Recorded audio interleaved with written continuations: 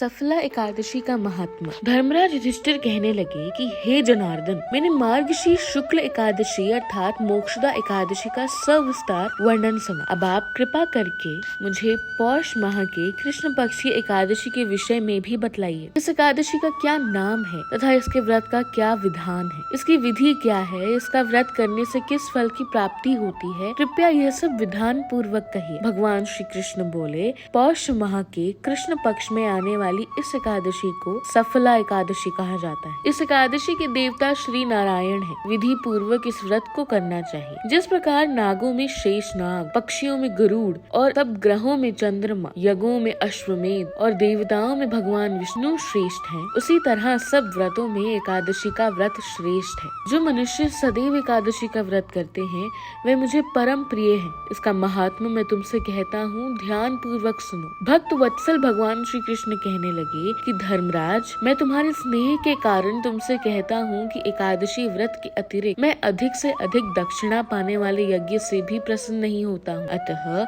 इसे अत्यंत भक्ति और श्रद्धा से युक्त होकर करें। हे राजन, द्वादशी युक्त पौष कृष्ण एकादशी का महात्मा तुम एकाग्रचित्त होकर सुनो। चंपावती नगरी में एक महिष्मान नाम का राजा राज्य करता था। उसके 4 पुत्र थे। उन सब में लुम्पक नाम वाला बड़ा राजपुत्र महापापी था। वह पापी सदा पर स्त्री और वैश्य गमन तथा दूसरे बुरे कामों में अपने पिता का धन नष्ट किया करता था। सदैव ही देवता, ब्राह्मण, वैष्णवों की निंदा किया करता था। जब राजा को अपने बड़े पुत्र के ऐसे कुकर्मों का पता चला तो उन्होंने उसे अपने राज्य से निकाल दिया। तब वह विचारने लगा कि कहाँ जाऊं, क्या करूं। अंत में उसने चोरी करने का निश्चय किया। दिन में वह वन में रहता और रात्रि को अपने पिता की नगरी में चोरी करता तथा प्रजा को तंग करने और उन्हें मारने का कुकर्म करता। कुछ समय पश्चात सारी नगरी भयभीत हो गई। वह वन में रहकर पशु आदि को मारकर खाने लगा। नागरिक और राज्य के कर्मचारी उसे पकड़ लेते किंतु राजा के भय से छोड़ देते। वन में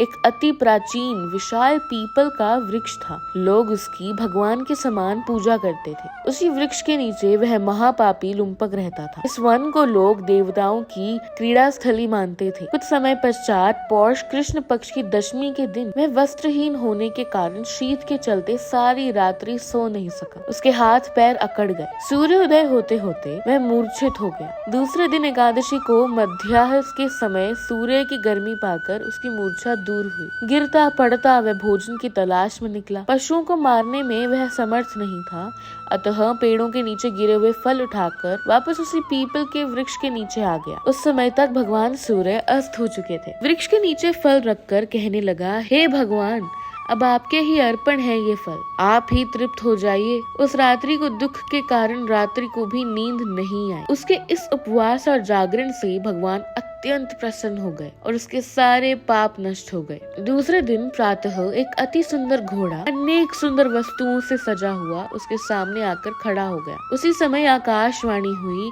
कि हे राजपुत्र, श्री नारायण की कृपा से तेरे पाप नष्ट हो गए हैं। अब तू अपने पिता के पास जाकर राज्य प्राप्त कर। ऐसी वाणी सुनकर वह अत्यंत प्रसन्न हुआ और दिव्य वस्त्र धारण करके भगवान आपकी जय हो कहकर अपने पिता के पास गया। उसके पिता ने प्रसन्न होकर उससे समस्त राज्य का भार सौंप दिया और स्वयं वन के रास्ते चल दिए। अब लुम्पक शास्त्र अनुसार राज्य करने लगा। उसके स्त्री, पुत्र आदि सारा कुटुंब भगवान नारायण का परम भक्त हो गए। वृद्ध होने पर भी वह अपने पुत्र को राज्य का भार सौंपकर वन में तपस्या करने चला गया और अंत समय में वैकुंठ को प्राप्त हुआ।